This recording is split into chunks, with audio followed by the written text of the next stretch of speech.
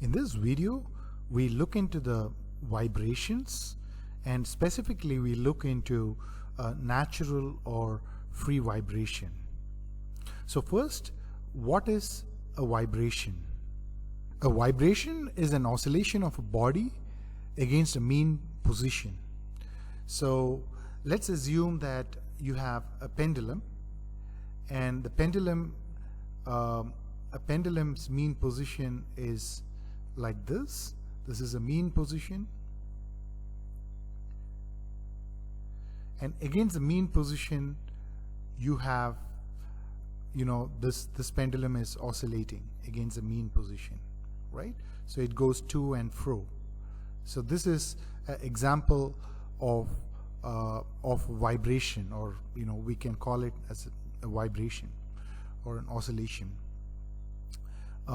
We can also, if you have in a table, if you hold up a long stick and you bend the stick and leave it, you will see that the stick vibrates up and down, right? If you have a shock absorber and you get over a pothole while you're driving, you will see that the spring oscillates up and down. So all these are examples of vibration. So, and of course, sound is also vibration. So as you speak, as musical instruments, all of them produce vibration.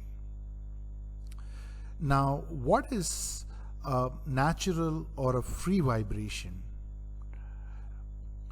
A natural or a free vibration is again a periodic it's a periodic vibration. A periodic vibration means that in this vibration the time period equal to constant.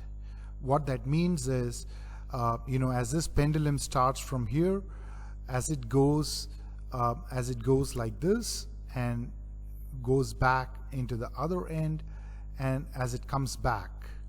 So the period, this is time period. This is a time period for the pendulum. So it's a periodic vibration, which means the time period is constant of a body having constant amplitude. What that means is, hey, this pendulum is always going to go from from this end to this end and go back and come back, and it keeps doing that, right? Now we know that in real life the pendulum will dampen after some time because of friction and all those kind of things.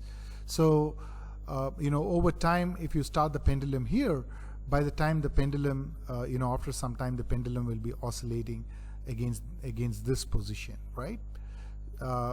Or even after some time, the pendulum may go back into oscillation between even closer ends. So this is called dampening, right? Dampening.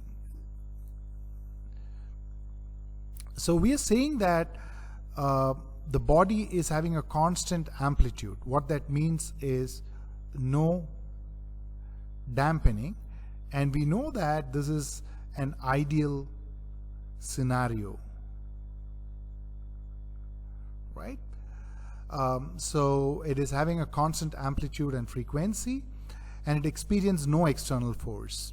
So that means that nobody is pushing it from outside, etc. So that's natural or free vibration. So in other words, let's give concrete examples. A spring and pendulum are a great example for natural or free vibration. Of course, if you discard the dampening effects, the time period is pretty much constant for the pendulum, and once you set it to oscillation, this goes up and down. Now you may be wondering, most of these vibrations are represented as a wave, and you may be wondering why these oscillations or vibrations are represented as wave. In this graph, this is amplitude, or this is This is a displacement, this is a peak amplitude, this is a peak amplitude, and this is your time, and this is your displacement. And this peak is what we call as the amplitude. The peak displacement is the amplitude. So let us see why a pendulum is like a wave and why spring behaves like a wave. To see this, let's see the following demonstration. This demonstration is from MIT Department of Physics, and this is a view of the spray paint oscillator.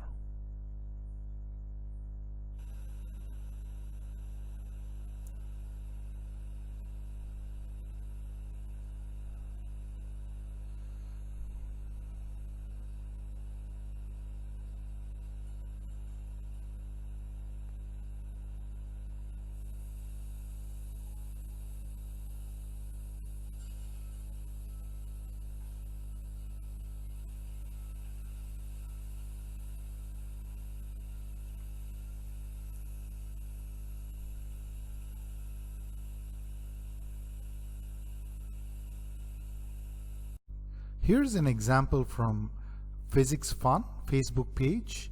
You can go and check it out in the following URL. In terms of, why oscillating pendulum is actually like a wave motion, right? So let's see this. This is called a sand pendulum, and as you set it to oscillation in a particular amplitude, you see that it's tracing a wave motion on a piece of paper which is rolling below, and you see the frequency and the amplitude is the constant in this. The frequency of oscillation, the frequency of natural or free vibration is called natural frequency. Now obviously, if time period is constant, since f is 1 by t, your frequency is constant. Now that's what we mean by that periodic vibration of body having constant amplitude and frequency, experiencing no external force. So that's natural or free vibration. So further in this video, let's look at few demonstration of these examples. I hope you will enjoy them. See you until the next one.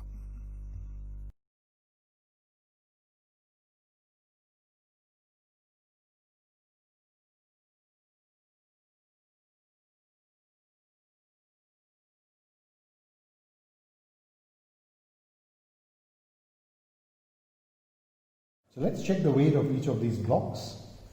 So the first one is probably an aluminum block, which is 12 grams. The second one is a brass, which is 30 grams. The third one is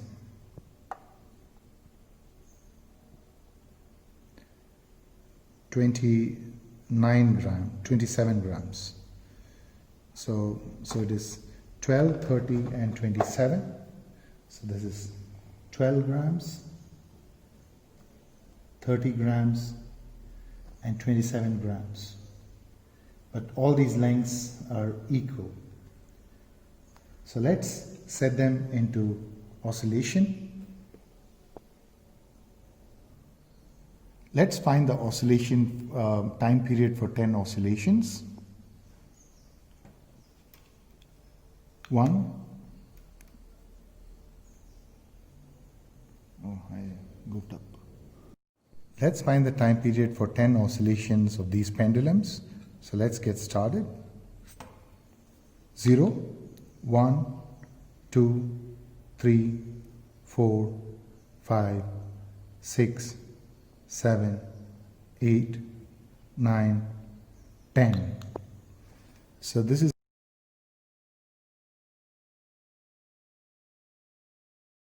So this is the time that we got for 10 oscillations. So we have the time period of this would be 12 by 10. So let's see that. So the time period for the oscillation, for one oscillation is 12 seconds, 12.07 seconds divided by 10, that is 1.207 seconds. So from this we can conclude that all the pendulum of different mass but same length will have the same time period. Here is a second experiment where we're going to set the pendulum of different lengths into oscillation and find the time period. So here's the setup that we have. We have pendulums of different lengths. So let's set them to oscillation and find the time period for 10 oscillations. 0, 1, 2, 3, 4, 5, 6, 7, 8, 9, 10. So that's about 12.10 seconds. So let's write the time period as, for the longest, as time is 12.1 seconds divided by 10, that's 1.21 seconds. So let's oscillate the second pendulum. 0, 1, 2, 3, 4, 5, 6, 7, 8, 9, 10. That's about 10.9 seconds. Let's say that's 11 seconds. So the time period would be 11 divided by 10, that is 1.1 seconds. So that's about a 0.1 second difference between the first and the second one. And here is the third pendulum. So let's set that into oscillation.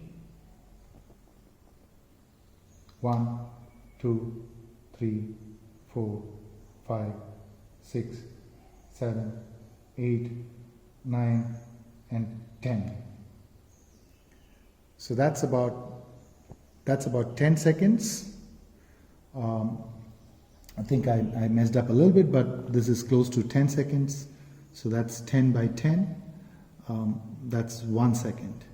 So of course we can see that pendulum of longer length has longer time period, as shorter length has a shorter time period. In fact, we can even try to find out that your t squared must be proportional to the L. So this is a relationship, and we can actually measure these lengths and check this relationship, that if t squared is indeed proportional to L.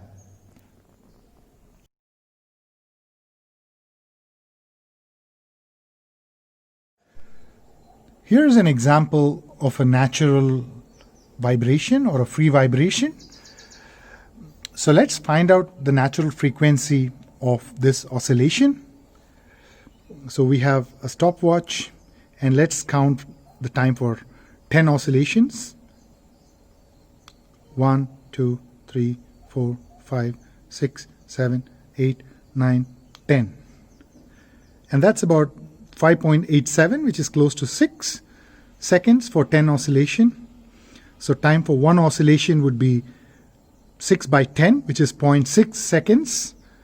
And frequency would be 1 by that time period, which is 1 by 0.6, which is 10 by 6 or 5 by 3 or 1.67 hertz.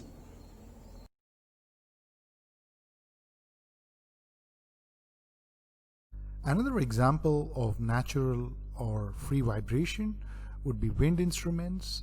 When you set the air column inside a flute, oscillate, it produces a pitch, and that pitch depends upon the length of the flute or length of the hole. And smaller the length causes higher pitch. So typically your Carnatic flute has a higher pitch than the Hindustani flute.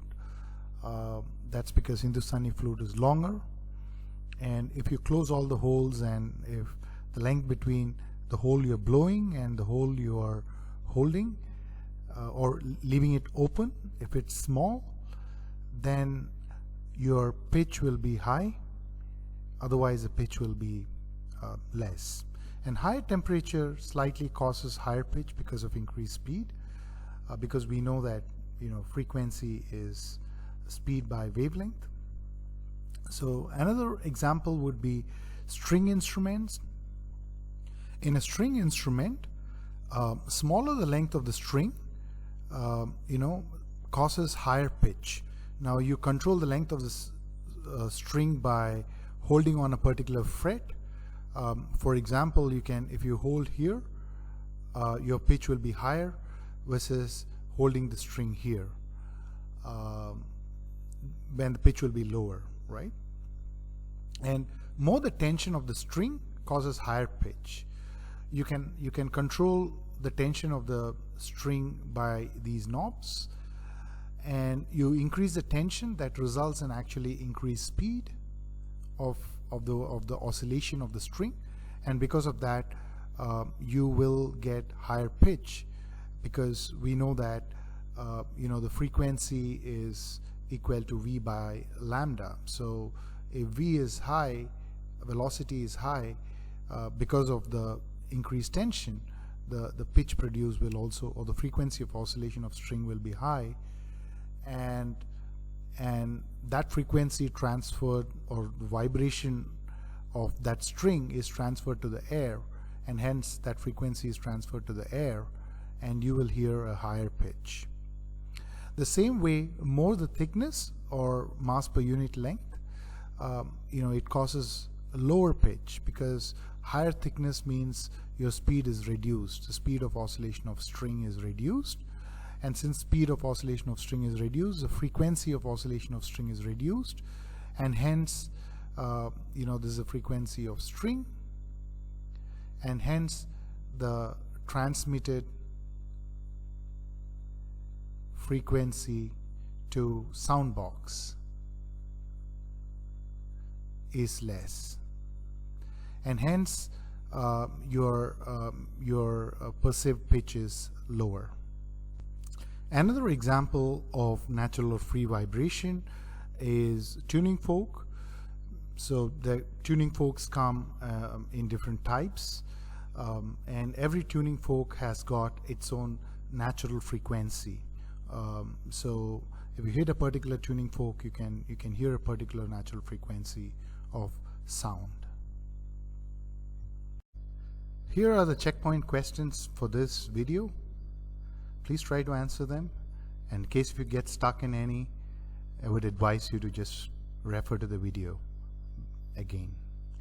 See you until the next one. Bye.